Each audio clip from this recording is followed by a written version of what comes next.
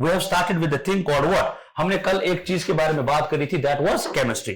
तो simply we are going to start with the chemistry portion. और इसमें मैंने कल बच्चों को कहा था भाई साहब हमारे पास असल में आपके किस वाले सिलेबस में FAE की अगर बात करें आपके पास कितने चैप्टर मेंशन करें जरा बताओ? सिर्फ 2 चैप्टर। क्या क्या कल बताया था मैंने? एक है chemical reactions and equations, chemical reactions and equations. और दूसरा चैप्टर क्या था मेंशन बेटे? हाँ, मेटल्स एंड नॉन मेटल्स। तो आपको इसका मैंने अच्छे से पूरा प्रॉपरली एक डिस्क्रिप्शन दिया है कि इसमें और फर्दर हमने क्या चीजें पढ़नी है, सिर्फ फाइनेंस की अगर मैं बात करूं। But when it comes to the generalized JK SSB वाला सिलेबस, इसमें हमें सिर्फ ये 2 चीजें नहीं पढ़नी है। आई बात समझ आपको? सिर्फ ये 2 चीजें नहीं पढ़नी है। आपने ये भी समझना है कि मैटर क्या है, आपने ये भी समझना है कि फिजिकल क्लासिफिकेशन मैटर क्या है और केमिकल क्लासिफिकेशन क्या है। What is atom, what is an ion, what is a molecule, what is an what's a particle. आपको ये भी पता होना चाहिए कि आपका जो स्टेट्स ऑफ मैटर है, मतलब what is solid state, what is liquid state, what is gaseous state. आई बात समझ? आपको यह भी पता होना चाहिए कि what is Bose Einstein condensate, what is this plasma. आई बात समझ? इसी तरह से आपको यह बात भी पता होनी चाहिए कि आपके पास जो एसिड्स है, बेसिस है और सॉल्ट्स है वो कैसे काम करते हैं। डिफरेंट मेटल्स और नॉन मेटल्स को जब आप लेते हैं उनके ऊपर अगर आप ऑक्सीजन डालोगे, एसिड डालोगे, बेस डालोगे, उनके ऊपर कैसा एक्शन रहेगा, हमें रिजल्ट क्या मिलेगा, ये सारी चीजें हमें कलेक्टिवली देखनी पड़ेगी। कल मैं बात कर रहा था पीएच स्केल की, है ना, कुछ बच्चे प्रेजेंट थे। PH, what is pH? It is the potential of hydrogen, या जिसको हम पोटेंसी डिहाइड्रोजन भी कहते हैं। इट मीन्स किसी भी सबस्टांस में कितना परसेंटेज है H पॉजिटिव आयंस का, है ना। तो उसी हिसाब से हम बोलते हैं उसको क्या कोई एसिड है, कोई बेस है या कोई सॉल्ट है। उसको मैंने कल बताया था कि 4 कॉन्सेप्ट हमें कम से कम पढ़ने होंगे। आर्हीनियस कॉन्सेप्ट क्या है, ब्राउनस्टीड-लाउरी कॉन्सेप्ट क्या है, लेविस कॉन्सेप्ट क्या है, इसी तरह से इलेक्ट्रॉन डॉट स्ट्रक्चर क्या है। उसी के बाद हमें यह भी पता होना चाहिए कि अलग अलग टाइप्स ऑफ रिएक्शन क्या क्या है, जैसे ऑक्सीडेशन, जैसे रिडक्शन, जैसे कंबस्शन, जैसे डिस्प्लेसमेंट, जैसे double displacement, ionization reaction, neutralization reaction. There are an number of chemical reaction which we should actually know. अच्छा, यहां पर इन्होंने छोटी सी एक चीज रखी है, केमिकल रिएक्शन इक्वेशन और दूसरा मेटल्स एंड नॉन मेटल। इसमें इनकी हमने क्या चीज भी पढ़नी होती है, सारी इनकी प्रॉपर्टीज भी पढ़नी होती है। प्रॉपर्टीज जब केमिस्ट्री में बात करें तो कितनी तरह की होती है? Generally 2 types. क्या क्या? फिजिकल प्रॉपर्टीज और होती है कैसी? Chemical properties. जरा जल्दी जल्दी मुझे बताओ फिजिकल और केमिकल में क्या अंतर होता होगा? शाबाश। If I talk about physical properties, मुझे बता मेरी क्या फिजिकल अभी प्रॉपर्टीज लग रही है आपको? सर के थोड़े इधर इधर से बाल झड़ गए हैं, है ना। आई बात समझ? शुक्र केमा है, चलो अच्छी बात है। आपके हैं तो ठीक है, अच्छी बात है। तो ऐसा सोचोगे ना सर की थोड़ा हाइट कम है, पूकी टाइप के हैं सर, है ना, मिसाल आप ऐसा सोच रहे हो या देख रहे हो, तो this is what physically I am looking like. और व्हाटएवर मेरे अंदर क्या है, दिल में क्या है, आई बात समझ? तो अंदर महाराज खुद आए जाना, आप समझ रहे मेरी बात? तो कोई भी चीज इंटरनली कैसा, आप देखो ये वाटर की बॉटल आपको कैसी दिख रही है? सर इसका कुछ टेपर्ड स्ट्रक्चर है, ऊपर से नैरो और नीचे से वाइड है, ये इस कलर की है, इसका कैप कुछ इस प्रकार का है। These things which you are visualizing with your eyes, you are touching it with your hand या सेंसेस से फील कर रहे हो, these are called physical properties. Can I, is it done and dusted? No, whatever is inside this bottle is made up of plastic and that plastic is a matter itself. That plastic is further made up of small atoms or molecules. And what is its chemical composition? आप इसका chemical formula जब जानोगे, या इसके अंदर अगर मैं पानी की बात करूं तो पानी को जो है आप देखोगे सर, पानी further it is made up of nothing but H2O, 2 hydrogen का और 1 ऑक्सीजन का। और आप तुरंत पता करोगे सर इनका ऐसा कुछ होता है स्ट्रक्चर, बेंट लाइक स्ट्रक्चर। और ये मैंने इससे पहले भी कहा था, इसका 108 डिग्री एंगल होता है आपस में। क्यों? वो हम आगे देखेंगे। तो ये भी चीजें जब आप देखते हैं ना, ये वाली चीजें, these are nothing but chemical properties, है ना, फिजिकल एंड केमिकल प्रॉपर्टीज। या केमिकल प्रॉपर्टीज में अगर मैं बात करूं तो केमिकल रिएक्शंस के बारे में भी बात करते हैं कि अगर आपने किसी मेटल के ऊपर एसिड डाल दिया, बताओ क्या हाइड्रोजन गैस लीक होगा या बाहर निकलेगा या नहीं। मान के चलो अगर मेरे पास एक जिंक, एक मेटल, एक स्ट्रिप है, it's just introductory thing, first few minutes, then I'll come to the actual thing. However, the actual introduction happened in the last class, है ना, बट थोड़ा सा आपके लिए फिर से मैं एक वो माहौल ले आऊंगा, डोंट वरी। तो मान के चलो एक मेटल स्ट्रिप है, जिंक का कोई मेटल स्ट्रिप है, इसमें मेरे पास एसिड है, समझना फील से, और मैंने तुरंत इस पे एसिड डाल दिया, किस? इस जिंक वाले मेटल पे। होगा क्या, चूंकि ये Zn है, इधर अगर मैं लिख दूं, और मैंने डाल दिया H2SO4। What is Zn? Zinc metal. What is H2SO4? Sulphuric.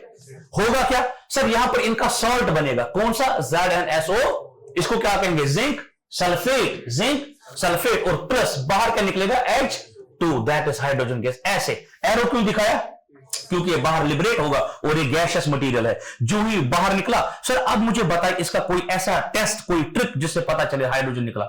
एक काम करना, तुरंत आप एक मैच स्टिक लाना या लाइटर लाना और इसको ऐसे करना, आप क्या फ्लेम, मतलब ये ना, मतलब जलाने की कोई, it will burn with the popping sound. How to check whether there is production or the liberation of hydrogen? Sir, whenever you will try to burn that particular hydrogen, it will burn with the what kind of sound? Popping sound. तो pop होगा, आई बात समझ। तो ये कैसे burn होगा, popping sound। अरे बेटे केमिस्ट्री एक इतना ब्यूटीफुल सब्जेक्ट है ना, अक्सर हम कहते हैं ना कि इन दोनों की केमिस्ट्री बढ़िया है, कहते हैं ना, क्योंकि उनके दिल और दिल दोनों मिले हुए होते हैं, रूहें भी मिली हुई होती। खैर, तो पच्च क्लेश ऐसा आमती वो तो अलग बात है, लेकिन केमिस्ट्री जो है ना, केमिस्ट्री में हम थोड़ा अंदर जाते हैं, डीप में जाते हैं, डेप्थ में जाते हैं। व्हाई? बिकॉज हम एटॉमिक और मॉलिक्यूलर लेवल पर अक्सर इधर जाते हैं। हम यहां पर लोगों के कलर भी बदलते देखते हैं, है ना, जैसे फिनोल्फथलीन, मिथाइल ऑरेंज, है ना, इंडिकेटर पता चलेगा ना, ऐसे गिरगिट की तरह रंग बदलते हैं जैसे लोग बदलते हैं। तो इसीलिए केमिस्ट्री बहुत बेहतरीन एक बढ़िया सब्जेक्ट है। और chemistry is also a bridge between physics and maths. What is chemistry? It is actually acting as a bridge between physics and maths. इसीलिए chemistry is often called as central science. क्या कहा मैंने? Chemistry is often called as central science. Why? Because it is acting as a bridge between physics and maths. आई बात समझ? But whenever someone will ask you कि chemistry में अक्सर क्या पढ़ते हैं, how would you respond to that? You will simply tell that particular person, भाई साहब मैं बताऊंगा, chemistry में हम we actually study particularly about the matter. But in physics we also did that. But in physics we also studied matter, but its relationship with the energy as well. Do you remember that definition? But in case of chemistry, इसको plus करें. But in case of chemistry, I'll talk about mostly about what? Matter. Done. Matter, its composition. शाबाश, इसकी composition, इसकी properties, इसकी composition और इसकी properties, और ये किसके साथ क्या हो जाएगा, रिएक्ट हो जाएगा। तो इसकी मैं देखूंगा रिएक्शंस भी with other substances. In case of chemistry what are we going to deal with, we are going to deal with the study of matter and its composition along with its properties and its reactions. So जब आप ऐसे depth में study करोगे किसी भी matter की, then only we will call it कि हम असल में इसको केमिस्ट्री के point of view, point of नजरिए से देख रहे हैं। तो जब भी मैं बेटे कॉम्पोजिशन की बात करूं, क्या लगता है आपको किसी भी चीज की कॉम्पोजिशन से क्या मुराद है? शाबाश, मेड अप ऑफ, कोई भी चीज किससे बना है, वेरी गुड। तो जब भी मैं अगर किसकी बात करूं, if I talk about composition, तो आप बताओगे सर किसी भी चीज का मेकअप क्या है, वो वाला मेकअप नहीं जो हम करते हैं, मतलब किसी भी चीज का मेड अप या मेकअप क्या है, कोई चीज किसका बना है। तो सर अगर आप मेकअप की बात करें तो असल में आप कह रहे हैं कि चाहे आपका चीज कोई एटम का बना है, या फिर मॉलिक्यूल का अंदर से बना है, या फिर वो आयंस का बना है, ऐसा भी तो आप कह सकते हैं, है ना। ये एक तरह का सोचना है हमारा। अच्छा सर, जब प्रॉपर्टीज की बात करें, क्या इसमें कोई अब फर्दर एक्सप्लेनेशन की जरूरत है? अभी जो मैंने कहा, we have how many properties in chemistry? 2, physical and chemical. When it comes to physical properties, we actually look for what? अगर मैं किसकी बात करूं, फिजिकल की, तो यहां पर क्या हम देखते हैं सर, किसी चीज का कलर, किसी चीज का साइज, किसी चीज का एरिया, अच्छा उसका मतलब डायमेंशन आप याद रख सकते हैं। इसी तरह से उसका हम और क्या देख सकते हैं, साइज है, कलर है, एरिया है, एटसेट्रा, है ना। ये आपको आइडिया दे देगा जब भी हम किसी भी चीज की फिजिकल प्रॉपर्टीज के बारे में बात करते हैं। But when it comes to its chemical properties, तो in case of chemical properties we look for its chemical reactions, we look for its chemical reaction। हम देखते हैं कि अंदर से ये किसका बना हुआ है, और ये अलग अलग मटेरियल से जब रिएक्ट करेगा, रिएक्शन करेगा, तो क्या हमें प्रोडक्ट मिल सकते हैं, ऐसा हम देखते हैं। अच्छा क्या कहा था अभी हमने, केमिस्ट्री को हम अक्सर क्या कहते हैं, central science. Why do we call this as central science? Because it is creating a link between physics and mathematics. आई बात समझ? अच्छा फिजिक्स को यहां पर मैं मैथ्स के साथ कैसे लिंक कर सकता हूं? I can say that physics is actually the language for the universe, और आई शुड से ये दोनों आपस में क्या है, रिश्ते में है। फिजिक्स का मैथ्स के बगैर कोई वजूद नहीं है, और मैथ्स का फिजिक्स के बगैर कोई वजूद नहीं। आई बात समझ? तो ऐसे भी आप कह सकते हैं। हाउएवर एंटायरली हम ऐसा नहीं कह सकते, but still they are dependent on each other. Done. तो दिस इज ऑल अबाउट कि केमिस्ट्री में हमने आगे जाके क्या पढ़ना है. उससे पहले जो बात की थी हमने, दैट वाज पर्टिकुलरली अबाउट कि FAA में कौन से 2 चैप्टर आपसे वो डिमांड कर रहे हैं इस बारी. डन. लेकिन जब हम बात करेंगे जनरल SSB की तो सिर्फ हम इन 2 चैप्टर पर महदूद नहीं रहेंगे. तो हम क्या देखेंगे, आगे भी बढ़ने की कोशिश करेंगे. अच्छा, एक और मैं जल्दी में बात कहूंगा जो इन्होंने कल समझी थी, वो ये बात थी कि केमिकल रिएक्शन और केमिकल इक्वेशन में असल में अंतर क्या होता है. कोई आप में से बता सकता है? आपने तो पढ़ा है कल, आप बताइए शाबाश. ये हर्ष राणा क्या लिख रहे हैं, ये मुझे समझ नहीं आ रहा है. साइमा बेटा किसी का नाम लिख रहे हैं मेरे ख्याल से.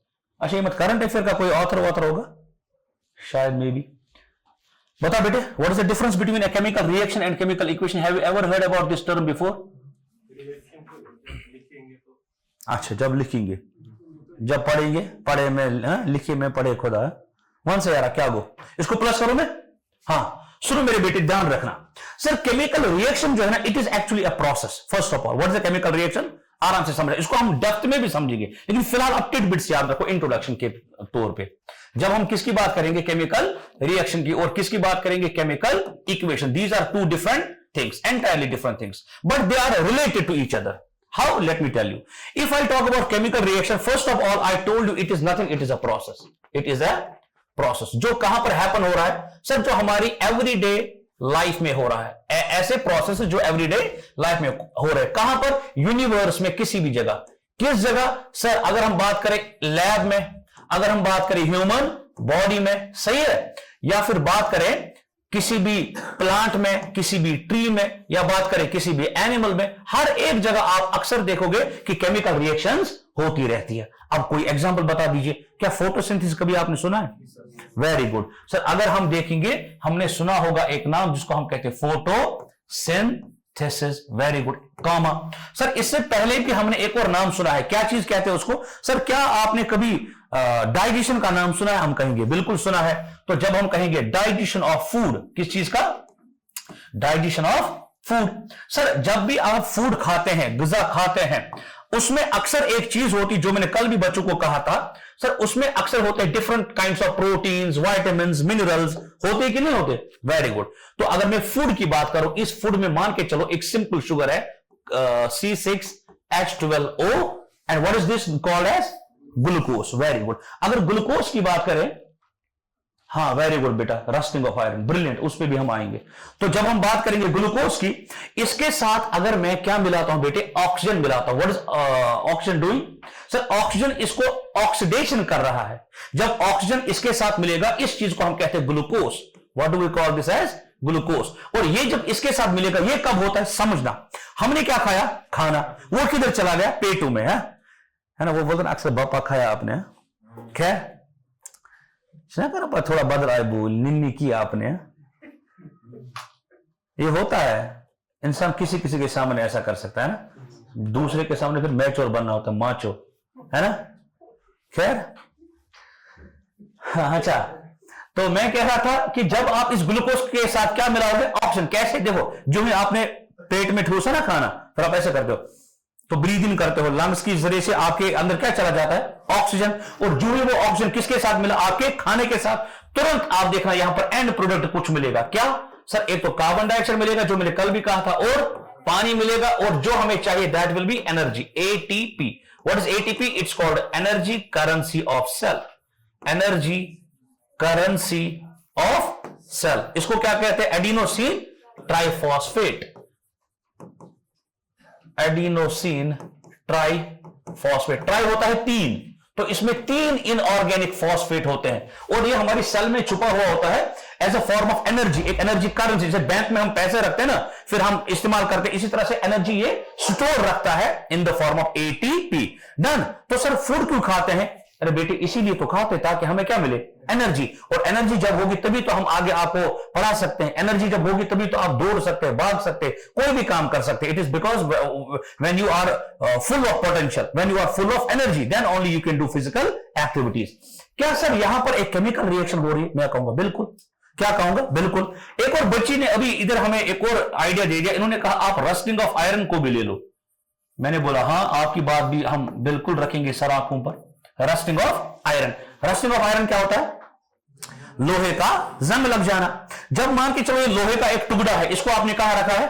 बाहर रखा है ना, जब आपने इसको बाहर रखा है, क्या इसके साथ ऑक्सीजन नहीं मिलेगा उधर? ऑब्वियसली बात है। मान के चलो मैंने आयरन का एक टुकड़ा ले लिया Fe, और इसको बाहर अब क्या मिल रहा है? O2। और क्या कभी बारिश और वाटर वेपर भी नहीं होंगे इसके आसपास? तो तीन चीजों का होना जरूरी, एक तो आयरन तो है ही, साथ साथ ऑक्सीजन और साथ साथ मॉइस्चर, दैट इज वाटर। इन तीनों को जब आपस में मिक्सचर हो जाएगा, रिएक्ट करेंगे, तो बनेगा क्या? Fe2O3 और डॉट X टाइम्स वाटर। और इधर आप लिख भी सकते हैं कि आप लेट सपोज X मॉलिक्यूल आपने वाटर के लिए लिए, ABC, मैंने X ले लिया, मैथ्स वाले सर से X का वैल्यू पूछ लिया, है ना, वैसा ही कर दिया मैंने इधर। आई बात समझ? तो अब देखो, आयरन, ऑक्सीजन और वाटर वेपर जब ये मिले आपस में, इन्होंने मुझे एक नई चीज दे दी। This is the chemical formula for the rust. It is called iron third oxide, या सिंपली आयरन ऑक्साइड, या फेरस ऑक्साइड, आपको जो मर्जी है वो लिखो आप। क्या मैंने कहा? इसके कई सारे नाम है। मैंने पहली चीज इसका नाम बोला आपको आयरन, अब थर्ड पे वो मैं आगे बोलूंगा, क्योंकि आपको फिर ऑक्सीडेशन नंबर समझना पड़ेगा, है। फिलहाल मैं लिखूंगा नॉर्मली, इसको हम कहते हैं आयरन ऑक्साइड, या स्लैश आप लिख सकते हैं ऐसे भी, आयरन थर्ड, ये वाला third roman, iron third oxide. या इसको हम ऐसे भी कह सकते हैं hydrated. Why hydrated? It contains पानी, that is why hydrated iron oxide.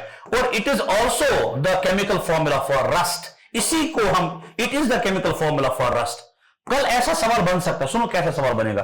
वो बोलेगा कि which among the following is the correct formula for rust.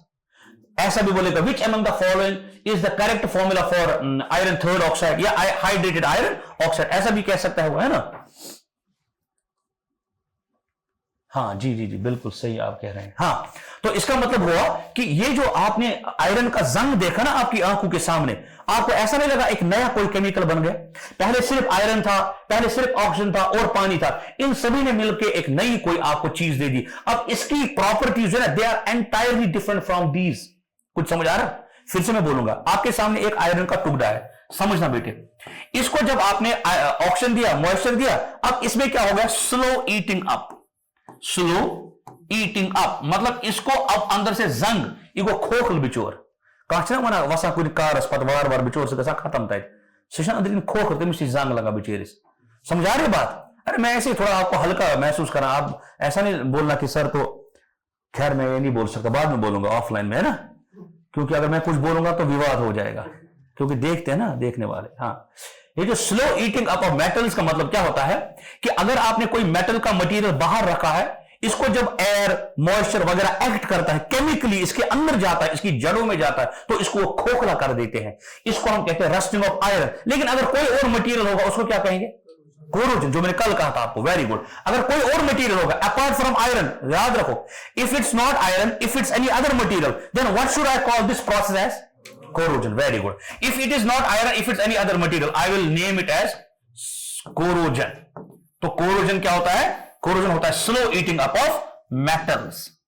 Slow eating up of metals by the action of what?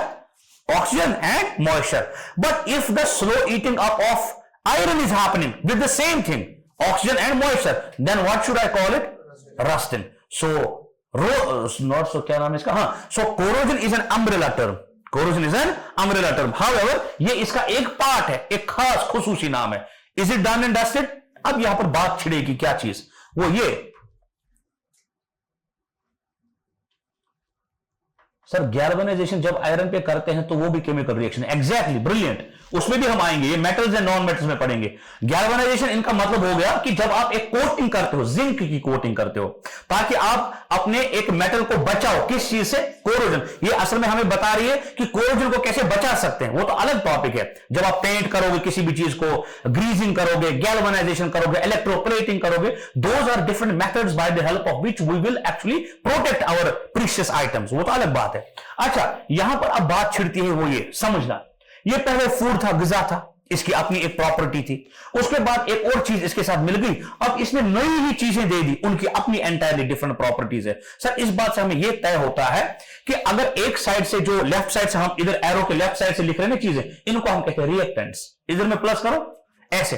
अब मैं ये reaction फिर से एक बार लिखूंगा, ध्यान रखना. अगर मैं ऐसे लिखूं C6H12O6 प्लस O2, याद होनी चाहिए जबानी. बताओ क्या देता है? CO2 plus H2O plus ATP, है ना, एनर्जी। अब देखो बेटे, अब इनको मैं मिला के एक ही नाम दूंगा, जरा बताओ क्या? Reactants. Why they are reactants? Because they are actually reacting with each other. ये आपस में रिएक्ट कर रहे हैं, तब जाके मुझे नई चीजें बन रही है। इन नई चीजों को मैं अब नाम दूंगा क्या बेटे? Products. What do we call these things as? तो इस वाले साइड को हम कहते हैं रिएक्टेंट्स, इन वाले साइड को क्या कहेंगे? प्रोडक्ट्स। अब यहां पर बात है वो ये है कि रिएक्टेंट्स की जो प्रॉपर्टीज है, याद रखना है सबसे इंपॉर्टेंट पॉइंट, प्रॉपर्टीज ऑफ, मैं लिखूंगा ऐसे, देखो, properties of reactants are entirely, कोई कोई मिल भी सकता है, entirely different from those of products. ये है असल में केमिकल रिएक्शन होने का नतीजा। अब इसको सर थोड़ा प्रूव करिए। देखो, आपने अक्सर देखा होगा कि जब भी आपके पास, फॉर एग्जांपल, हाँ, अगर एक सेब की बात करें जो हमने कल भी बात करी थी, मेरे पास एक एप्पल है, वो बिल्कुल साफ था और बढ़िया थी वो खाने लायक थी। मैंने उसको 2-4 दिन रखा ऐसे एप्पल को, what will happen to that? खराब हो जाएगा। क्या मैं कहूं या एप्पल को छोड़ो, मान के चलो मेरे पास कोई फूड है और इस फूड को मैंने बनाया था ऑयल में और किसमें? घी में। जब ऑयल में और घी में बनाया था, मैंने इसका तापमान मान के चलो 30 डिग्री के आसपास रखा और एक दिन मान के चलो उधर रखा। ईशा क्यों लायक भाई? ये क्या गैस? खराब। उस प्रोसेस को क्या कहेंगे? रैंसिडिटी। ब्रिलियंट। तो जब ये फूड जिसको मैंने किस में पकाया था? ऑयल और घी में, कितना टेम्परेचर, मतलब इससे ज्यादा भी हो सकता है, तो जब इसके साथ मेन चीज क्या है? इसके साथ क्या मिलना चाहिए? Oxygen, air. That is, now it will be under a process called rancidity. How do you know rancidity has happened? Sir, it will have two things. One of them is exactly bad smell and bad taste. Very good. Bad smell और bad taste. और इसी तरह आप इसको भी कह सकते हैं, it is a chemical reaction. Why? Because earlier we had very decent food. आप इसको कंज्यूम कर सकते थे. It was edible. It was nutritious for you. Now what will happen to that food? It is now contaminated. अब ये खराब हुआ है. अब जब आप इसको कंज्यूम करोगे, now आपको बीमारी हो सकती है, बंदा डायरिया हो सकता है। आई बात समझिए? और भी फर्दर कुछ बीमारियां हो सकती है इसके बाद, है ना, टाइफाइड हो सकता है, टिमिस्कस फीवर, है ना, फूड पॉइजनिंग हो सकती है, लूज मोशन हो सकता है, मतलब बहुत बायो में देखेंगे क्या क्या बीमारी है, वाटर बॉर्न क्या है, बाकी क्या है, vector borne, will get to that.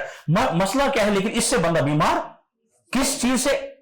ताकत आ सकती थी उसी से, लेकिन अब क्या वो चीज वही रही थी? नो नो नो, उसके साथ ऑक्सीजन मिलने के साथ और भी कई चीजें होने के साथ अब it is not entirely different properties. That is why I told you कि reactants have different properties. When it comes to products they have entirely different properties. अब यहां पर सवाल एक और है, इसको प्लस करें। हां, अब समझना, अगर यहां पर आपने कहा सर कि H2 प्लस O2 मिलके, बताओ क्या देगा? H2O। What is H2O? Water. Very good. जब यह प्रोसेस हो रहा है, जरा बताओ इसके अंदर में जब आप झांकोगे, दरअसल हकीकतन क्या हो रहा है? कुछ बता सकता है कोई बंदा? शाबाश।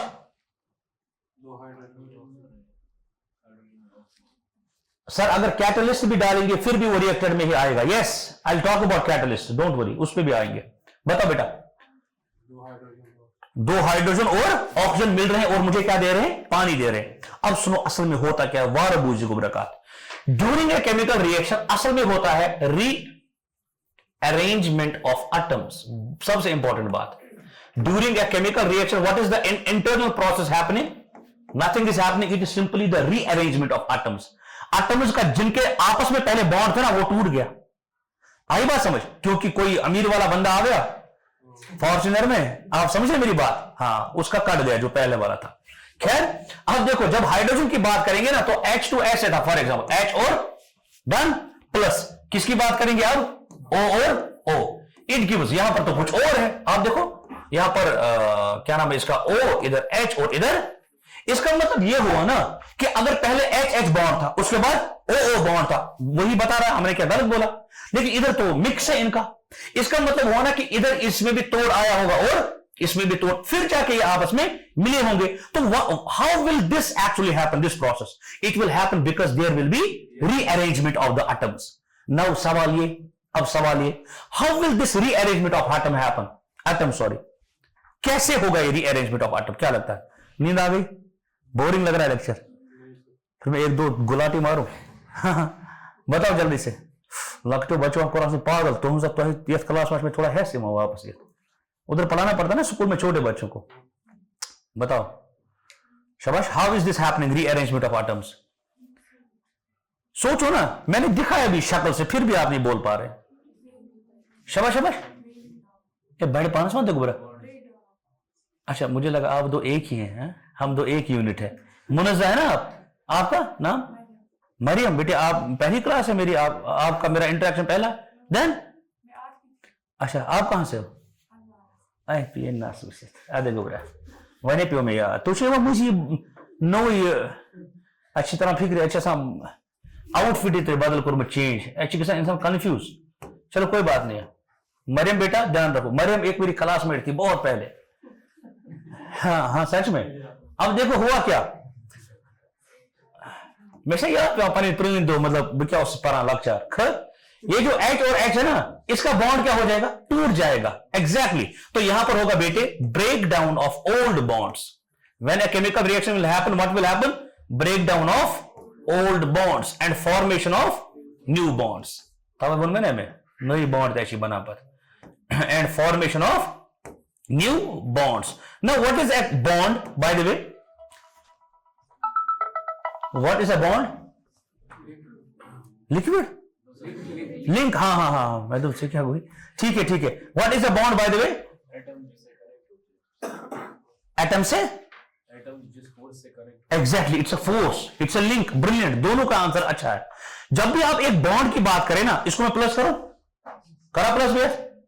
जब भी मैं एक बॉन्ड की बात करूं ध्यान रखना, फॉर एग्जाम्पल अगर ये एक हाइड्रोजन है और ये दूसरा हाइड्रोजन, बताओ इसकी वैलेंसी क्या है और इसकी क्या है? इसका एटॉमिक नंबर 1, इसका भी क्या होगा 1, तो इसके पास भी एक इलेक्ट्रॉन, इसके पास भी। अब ये इसका अपना शेल, उसमें इलेक्ट्रॉन और ये इसका शेल। अब बताओ यहां पर केमिस्ट्री में एक रूल होता है जिसको हम कहते हैं ड्यूप्लेट रूल, और दूसरा रूल होता है जिसको हम कहते हैं ऑक्टेट। अब इसका मुतालिक जो पहला आपका शेल होगा, शेल क्या होता है विल गेट टू दैट। ये जो शेल होता है ना, कौन सा वाला शेल?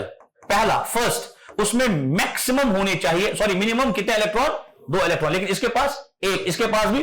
अब ये दोनों बंदे जो है एक ही फैमिली के हैं, इसमें ये कोई गुंडा नहीं है भारी भरकम इसको बोलेगा अरे हाँ इसका हक मारेगा खींचेगा, ऐसा नहीं है। ये भी उतने ही लेवल का गुंडा है, कमीना है जितना, क्योंकि दोनों एक ही फैमिली के। H और H इधर मत है कोई हावी होगा। ये इसको बोलेगा भाई मेरे पास 50 रुपए है, ये बोलेगा मेरे पास। एक काम करेंगे 100 में जो चीज आती है वो दोनों मिलकर ले लेते हैं, बोलेंगे ठीक है। तो they will mutually share this pair of electron and this will be how the bond will be form. Now इसका भी डुप्लेट ऐसे कंप्लीट, आप देखो इसका भी डुप्लेट कंप्लीट और इसका भी। तो they did nothing, they did sharing of electrons, sharing of.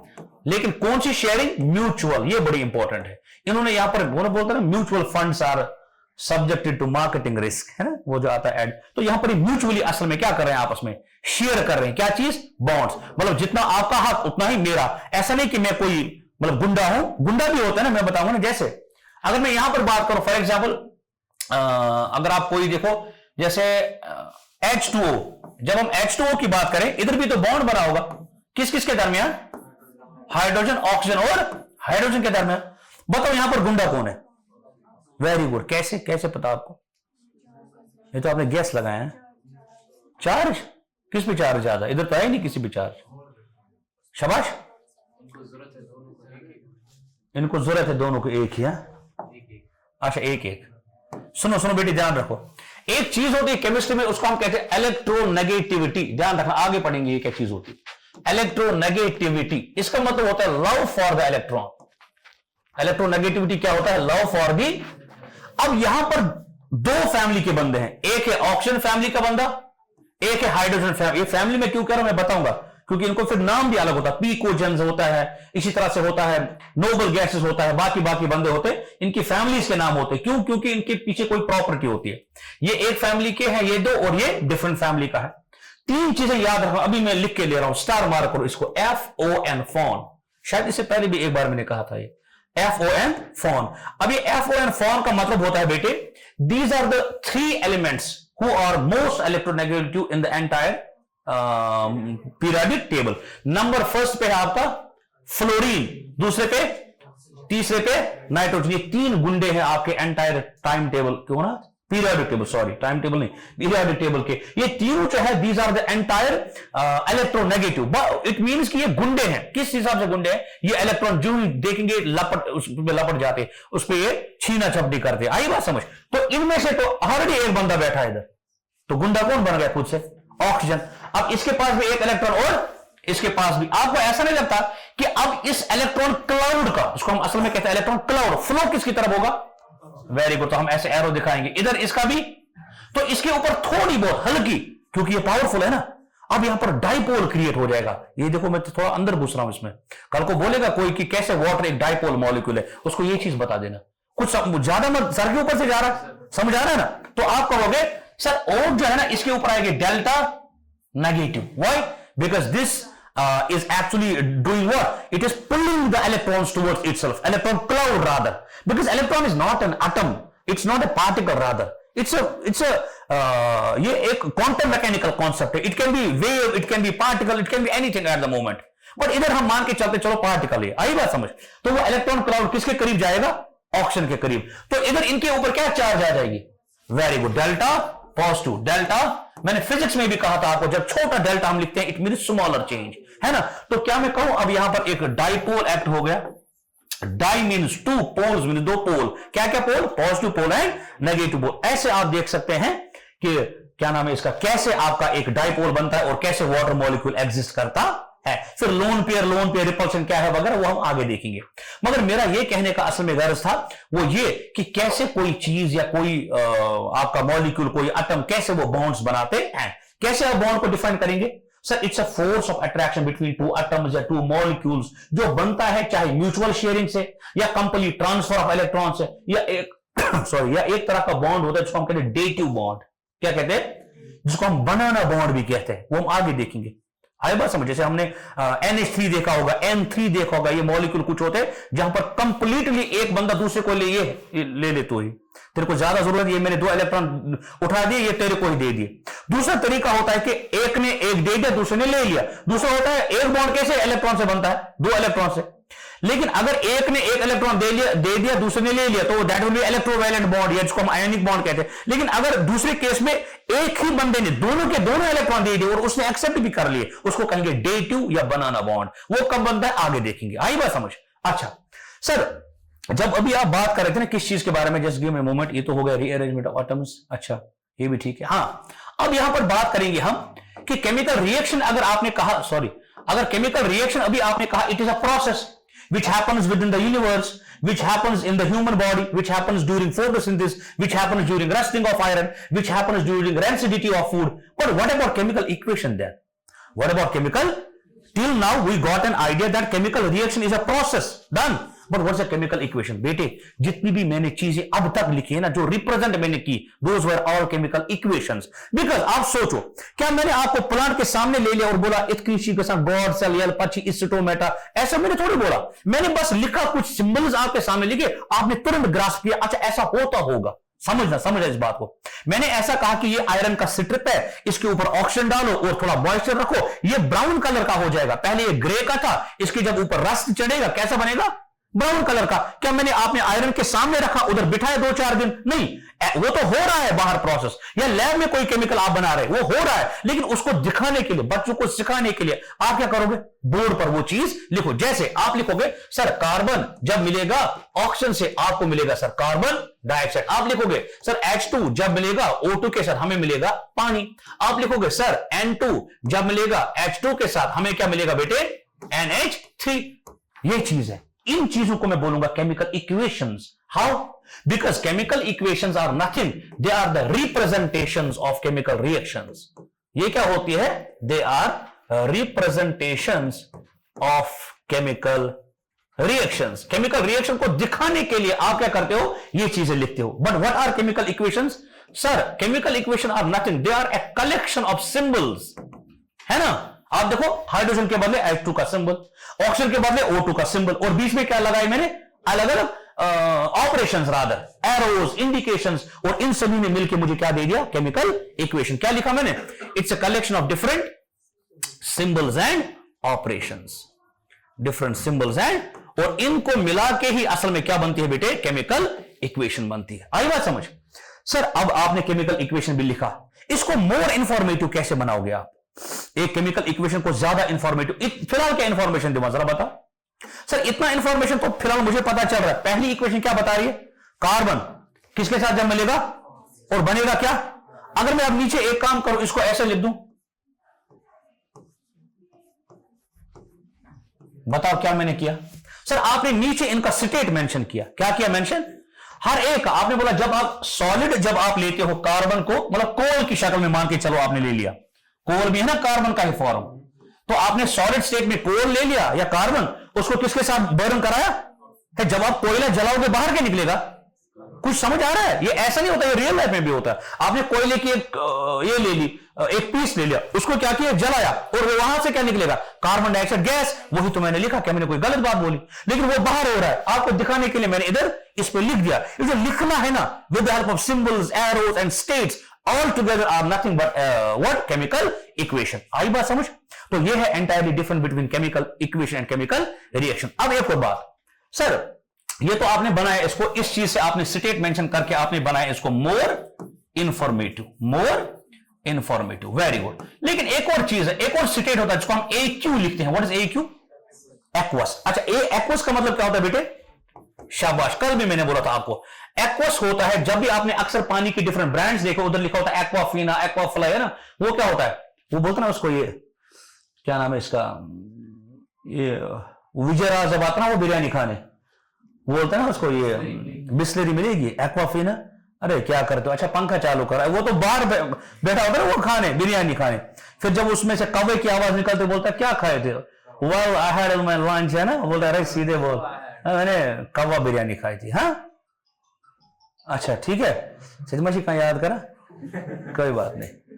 तो एक्वस का मतलब क्या होता है बेटे? वाटर होता है। क्या होता है? तो अगर किसी भी चीज को आपने पानी से मतलब मिलाया है, मैंने बोला था धोया है, नॉट धोया, पानी मिला है उसके साथ, तो आप कहोगे कि ये कैसा चीज है? It's an aqueous thing. मान के चलो अगर आपने ऐसा लिख लिया HCl और ब्रैकेट में क्या लिखा, तो अब ये हाइड्रोक्लोरिक एसिड तो है, डन एंड डस्टेड, बट यहां पर ये कंसंट्रेटेड अब नहीं रहा, क्योंकि अब आपने इसके साथ क्या मिला लिया? पानी। तो अब ये रहा डाइल्यूट। दो टर्म्स में फिर से बताऊंगा, अक्सर आपने देखा होगा एक चीज लिखी होती है कंसंट्रेटेड और दूसरा होता है डाइल्यूट। याद रखना, इस डाइल्यूट के साथ होती है मिलावट, इसमें आपने पानी मिलाया होता है, इसको हमने इसकी जो स्ट्रेंथ है वो क्या होती है? कम। डाइल्यूट केमिकल की जो स्ट्रेंथ होती है बेटे, that is less as compare to the concentrated. इसकी स्ट्रेंथ क्या होती है बेटे? ज्यादा। As simple as that. तो दिस इज डाइल्यूटेड कंसंट्रेटेड। खैर, अब जिसके बारे में मुझे बात करनी थी वो ये, सर अब ये केमिकल इक्वेशन तो हमें बिल्कुल अच्छे से समझ आ रही है, अब इसमें आपने स्टेट भी मेंशन किया सब कुछ। अब क्या इसके के भी कुछ टाइप्स होते हैं? बताओ क्या क्या टाइप होते हैं? कल पढ़ाया था, आप बताओ Munazza. Chemical equations are further of two types. क्या क्या? Very good, balanced and unbalanced. इसको प्रेस करो। हाँ, तो केमिकल, अच्छा चलो इधर मैं लिख देता हूं, chemical equations are further of how many types? Two, balanced and unbalanced. जरा बताओ इसमें से आपको कौन लगता है बैलेंस्ड है और कौन अनबैलेंस्ड है? सर इसको कैसे चेक करें? इसको अगले पेज पे चेक करेंगे। देखो कैसे, अगर आपने ऐसा लिख लिया, ध्यान रखना C+O2 gives CO2। सर इसको कैसे चेक करना होता है? ऐसे, पहले हम लिखेंगे एलिमेंट्स। क्या लिखेंगे? इसमें कौन कौन एलिमेंट है, फिर लिखेंगे रिएक्टेंट साइड, उसके बाद प्रोडक्ट साइड। डन। बताओ एलिमेंट कौन कौन इन्वॉल्व है इस केमिकल रिएक्शन में? कार्बन, ऑक्सीजन लिखा।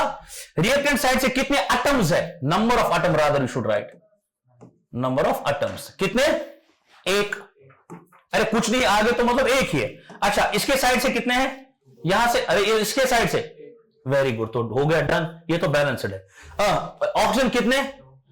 इस साइड से, done and dusted, it is already balanced, done. अब दूसरा क्या था? दूसरा था H2 plus O2, it gives us H2O। फिर से क्या लिखेंगे? कौन कौन एलिमेंट इन्वॉल्व है? सर दो, एक है हाइड्रोजन, दूसरा ऑक्सीजन। बताओ रिएक्टेंट साइड से इसके कितने एटम? दो।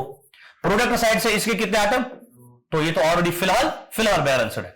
इसमें बताओ ऑक्सीजन रिएक्टेंट साइड से कितने, प्रोडक्ट साइड से कितना? ऐसे ना, ये थी। आई कुछ समझ बात? मैं ज्यादा तेज नहीं जा रहा हूं, आई बात समझ? मैं आराम से समझाने की कोशिश करो। अगर यहां से H2 है तो 2 ही लिखना है, इधर से भी H के नीचे 2 है तो यहां पे भी कितने हैं बेटे? 2 ही है। O के नीचे 2 लिखा है तो 2 एटम होंगे। यहां पर O के नीचे कुछ नहीं लिखा, मतलब आगे 1 मल्टीप्लाई दैट इज 1 ओनली। तो इसको बैलेंस करना पड़ेगा। लेकिन मैंने इन बच्चों को कल भी कहा था, उस मेथड को हम कहते हैं hit and trial method. What do we call that method as? Hit and, ये आपके सिलेबस में लिखा है, मेंशन किया गया है, हिट एंड ट्रायल। अच्छा, ये क्या मेथड होता है? अक्सर आपने बचपन में देखा होगा, हम ऐसे लगाते थे वो वॉलनट ट्री को, ऐसे वो छड़ी वगैरह, बोलते थे अगर है ना गिर गया तो गिर गया, वरना फिर से ट्राई करना पड़ेगा। इसी को हम कहते हैं हिट एंड ट्रायल। लगा तो लगा, गिरा, वरना फिर एक और बार करेंगे। तो यहां पर आपको एक एक करके मल्टीप्लाई करना पड़ेगा, लेकिन फ्रैक्शन से भी और होल नंबर से भी। समझ आया कुछ? फ्रैक्शन मतलब आप 1/2 भी मल्टीप्लाई कर सकते हो, 3/2 भी, वगैरह वगैरह। तो आप यहां पर मल्टीप्लायर क्या लगा सकते हैं? And it can be both fraction, और आप साथ साथ क्या लिख सकते हैं? And whole number. देखो कैसे, अगर मैं यहां से होल नंबर से ही स्टार्ट करूं, अगर मैं इसको 1 से मल्टीप्लाई करूं तो कोई फर्क पड़ेगा? नो, बिकॉज 1 से मल्टीप्लाई करो तो वो तो सारी चीज वही रहेगी। तो कम से कम क्या मल्टीप्लाई करना पड़ेगा? 2। तो कर दो 2 टाइम्स H2। कितने अब H आ गए? 4। मैं लिखूंगा अब H अब आ गए 4, इधर ही लिख रहा हूं मैं ऊपर। अब यहां पर देखिए, अगर मैं इधर मल्टीप्लाई करूं 2 से, 2 2 जार, तो फिर भी इधर से भी कितने H आ गए? क्या H का हो गया काम तमाम? बिल्कुल। इधर से O कितने? 2। इधर से 2 1 जार, तो O भी कितने आ गए? That is how we actually did what? The balancing of this chemical equation. कुछ पल्ले पड़ गया? पक्का? तो ऐसे आप इस मेथड से केमिकल इक्वेशंस को बैलेंस कर सकते। एक और स्टेप हम और फर्दर इसमें डीप डाइव इन कर रहे थे कल, वो मैंने इनसे सवाल पूछा था, हालांकि इन्होंने शायद जवाब लिखा उसका। मैंने कहा था कि why do we need to balance a chemical equation? आप भी लिखो ये सवाल, नीचे लिखो, इसके नीचे, why do we need to balance? हाँ बेटा नाहिदा बिल्कुल सही है। आप बताओ, आप भी इसका जवाब लिख सकते हैं, सारे बच्चे जो ऑनलाइन देख रहे हैं। मैं कह रहा हूं कि why do we need to balance a chemical equation? What is the need of balancing a chemical equation? बताइए जल्दी से। हम इतना जतन क्यों करते हैं, दाएं साइड से भी मल्टीप्लाई, बाएं साइड से, क्यों हम नंबर ऑफ एटम्स को दोनों साइड से बराबर करते हैं? बताओ जवाब।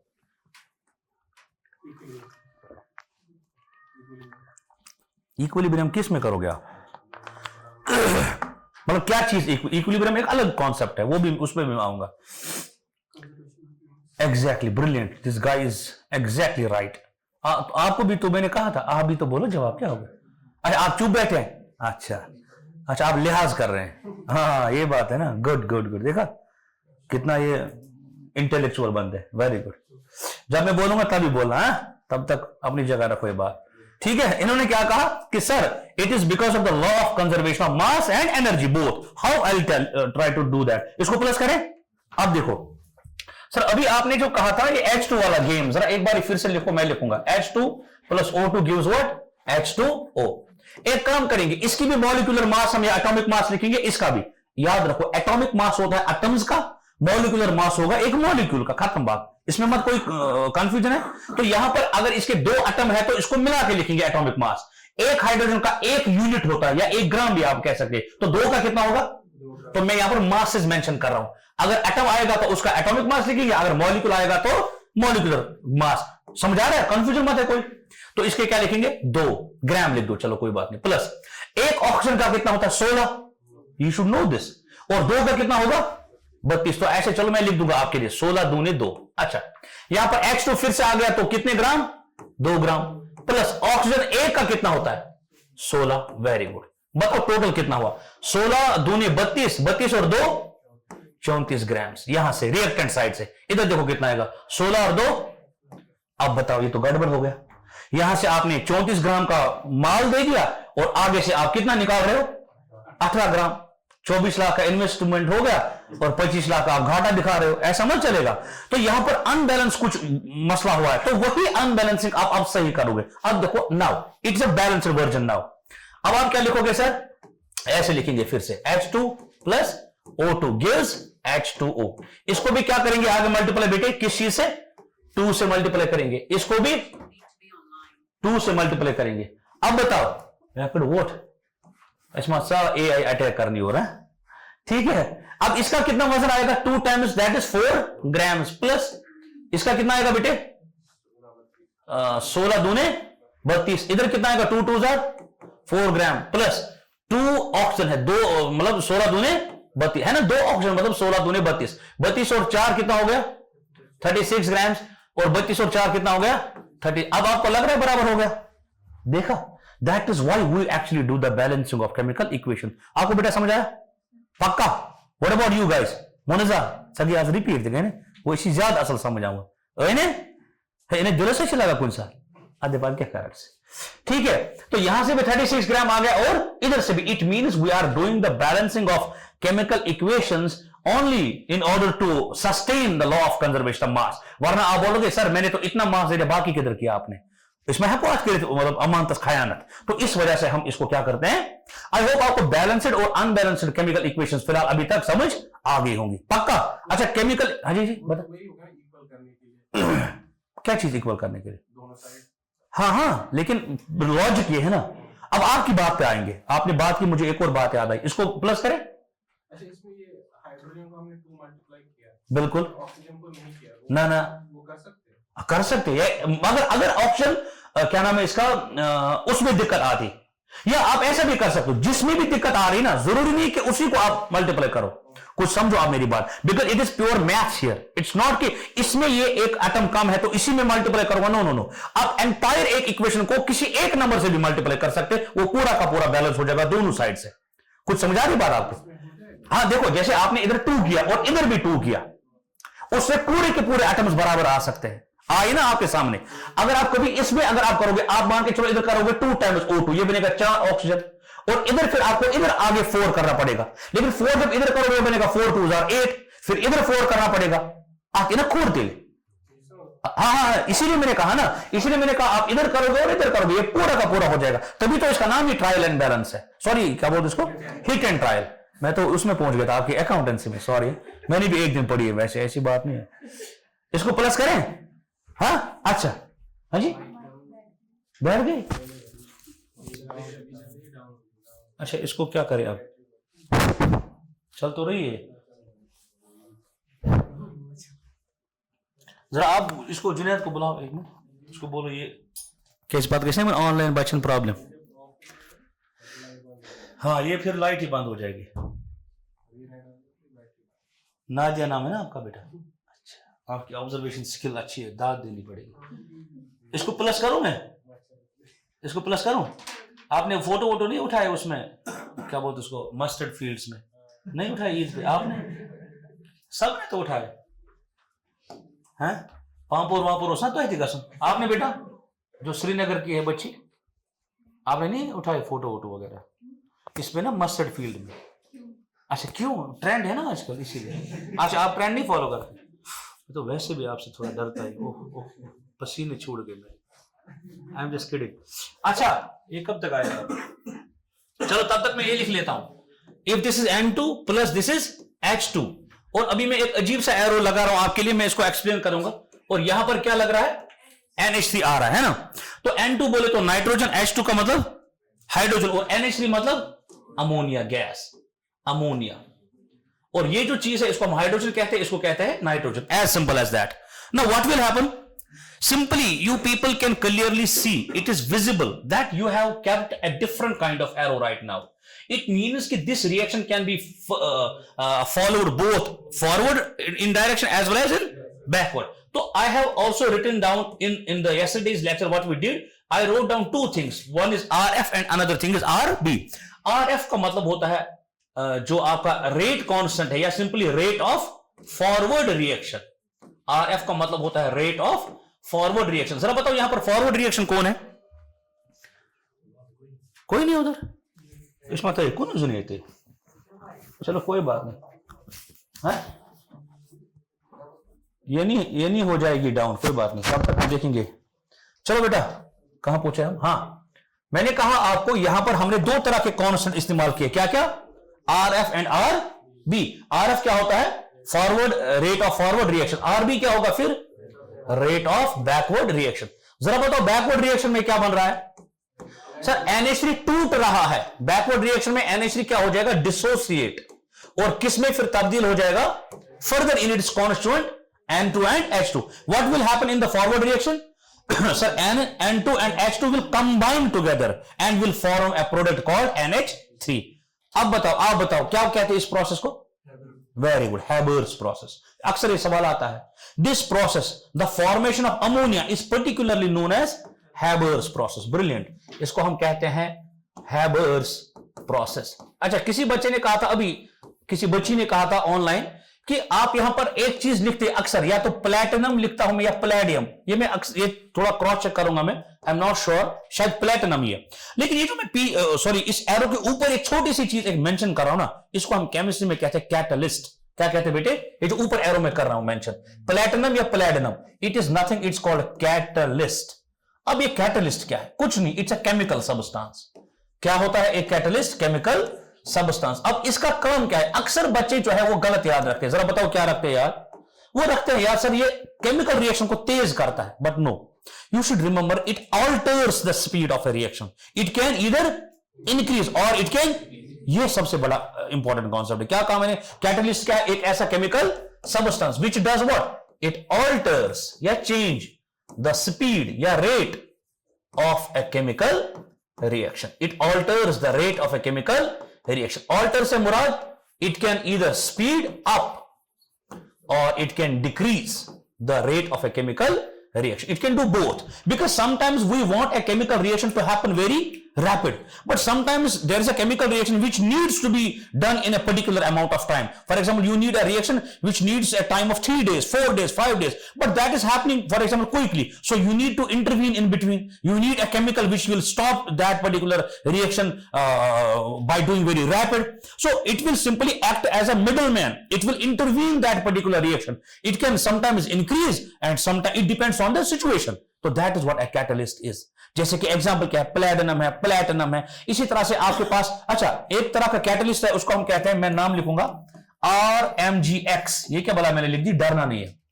ये एक केमिकल कंपाउंड है, ये एक ऑर्गेनिक केमिकल कंपाउंड, इसको कहते हैं ग्रिग्नार्ड्स रिएजेंट। सुना है कभी? 11th 12th की यादें मत आ रही किसी को ताजा बेटे? नीट वाले आ रहे हैं ना ताजा? कोई है ना साइंस बैकग्राउंड का इधर? बहुत तो थे, अभी फिर इधर इस वक्त वो थोड़े चुपे रहते हैं ना। ग्रिग्नार्ड्स रिएजेंट, अरे मैं भी सीखता हूं आपसे ही, मुझे अचानक से पीछे थोड़ा याद आता है, फ्लैशबैक। Grignard's reagent. अब इसमें आर जो है ना, इसको हम कहते हैं alkyl group, ALKYL, alkyl group. मतलब सर इसका मतलब इसके आगे लगा होगा या तो CH3 या तो C2H5 वगैरह वगैरह वगैरह एटसेट्रा, कुछ भी लगा होता है, मतलब कार्बन का कोई ग्रुप लगा होता है, आर उसी को कहते हैं अल्काइल ग्रुप। आप समझ रहे मेरी बात? तो आर क्या मुराद है इधर? आर कोई नाम नहीं है, रानी, रोजी, ऐसा कोई नहीं है। ये क्या है? आर बोले तो it's a symbol used for an alkyl group. What is an alkyl group? It contains either CH3, C2H5 या इसके और बड़े बड़े प्रोडक्ट होते हैं। Mg क्या होता है? मैग्नीशियम। एग्जैक्टली, Mg तो वही अपना ही पुराना बंदा, क्या? मैग्नीशियम। Mg से मुराद है आपका मैग्नीशियम। अच्छा, अब X क्या है? बताओ बेटे, X क्या हो गया? X के बगैर वो वाले X को छोड़ के ना, ये वाला कौन सा? ये कैपिटल है, वो स्मॉल होता है। हाँ जी, X क्या रिप्रेजेंट करता है केमिस्ट्री में? बोलो। हैलाइड्स को, हैलोजेंस को, पेवर ना सूचित। X हो गए हैलाइड्स या हैलोजेंस, जैसे फ्लोरीन, क्लोरीन, ब्रोमीन, आयोडीन, एस्टेटीन वगैरह वगैरह। इन सभी को मिला के हम क्या कहते हैं? X कैटेगरी में आते हैं। ये सॉल्ट फॉर्मिंग होते हैं, असल में ये सॉल्ट्स बनाते हैं, तभी हम इनको कहते हैं हैलोजेंस या हैलाइड्स। हेलोजेंस ये होता है, हेलो मतलब सॉल्ट, जेंस मतलब बनाने वाले। देखा नाम क्या है? हेलोजेंस। क्या है इसका फुल फॉर्म? हेलो बोले तो सॉल्ट, जेंस बोले तो बनाने वाले। कोई पक्का समझ आ गए? And this is nothing, this is called Grignard's reagent. इसके भी अलग अलग अपने अपने काम है, हम ऑर्गेनिक वाले पार्ट में देखेंगे। आर को क्या कहते हैं? Alkyl group. Mg बोले तो मैग्नीशियम, X बोले तो हैलोजेंस, और इस सभी को मिलकर एक ग्रुप को क्या कहते हैं? Grignard's reagent. इसके भी अपने अपने अलग अलग काम है। आई बात समझ आता है? अच्छा, लेकिन आखिरी चीज में बोलूंगा, then will try to wrap it up. यहां पर जो मैं बात कर रहा था, इसको जब हम हैवोल्स प्रोसेस कह रहे हैं ना, अब यहां पर एक टर्मिनोलॉजी आती है, टर्म आती है, जो इस बच्चे ने अभी कहा था, उसको हम कहते हैं इक्विलिब्रियम। क्या कहते हैं? इक्विलिब्रियम। Very good. यहां पर सर, यहां पर हो जाएगा जनरेट, यहां पर पॉसिबिलिटी है किस चीज की? इक्विलिब्रियम की। अब बच्चा बोलेगा सर इक्विलिब्रियम क्या है? बेटे अगर आप इक्विलिब्रियम को पढ़ने जाओगे ना, तो 12th क्लास में एक पूरा चैप्टर है इक्विलिब्रियम का, पूरा चैप्टर। ये कोई आम सी बात नहीं है। फिर इसमें लीचेट लेयर प्रिंसिपल आएगा, फलाना ये वो आएगा, ये थोड़ा सा है ना, आप समझ। फिर आयोनिक इक्विलिब्रियम पढ़ना पड़ेगा, बाकी चीजें पढ़े, उतना हमें डेप्थ बस एक पता होनी चाहिए। बात वही है कि अगर रेट ऑफ फॉरवर्ड रिएक्शन और रेट ऑफ बैकवर्ड रिएक्शन आपस में बराबर हो गए, खत्म बात। फिर से मैं बताऊंगा, अगर जिस पेस से, समझो जिस पेस से, जिस स्पीड से ये दो मिल रहे हैं और किसको बना रहे हैं? NH3 को। अगर उसी पेज से NH3 टूट रहा है और किसको बना रहा है वापस, N2H2 को, क्या मैं उस कंडीशन में कहूं कि RF here RF is equal to what, RB? At this moment I can clearly say that this process is now under what, equilibrium. फिर इधर अपने अपने कानून लगते हैं, जैसे मैंने कहा ली चैटलियर्स प्रिंसिपल, वो फिर ज्यादा डेप्थ, वो तो IIT लेवल का हो गया, JEE, उसमें हमने नहीं जाना है। मुझे बिल्कुल यहां तक यकीन है कि मोटी मोटी जितनी भी बातें मैंने कल की, कोई स्क्रिप्टेड नहीं होता ना, मुझे याद होता है एट द मोमेंट जो आता है दिमाग में वही बोलता हूं, लेकिन ये सारा होता है रिलेटेड टू द एग्जाम। ऐसा नहीं कहना कि सर की पाना, ऐसी बात नहीं है, बट जो मैंने ऑलमोस्ट शायद ऐसी बातें करी थी कल भी हमने, है ना। तो अब आपके लिए, चूंकि अब आप सारे आए थे माशाल्लाह से आज, एंड आई डिडंट वांट कि आप कोई चीज मिस करें, बस यही चीजें ऑलमोस्ट हमने पढ़ी थी, शायद कोई चीज एक्स्ट्रा मत होगी या मैंने एक्स्ट्रा ही बोल दिया मे भी आज। तो कल जो है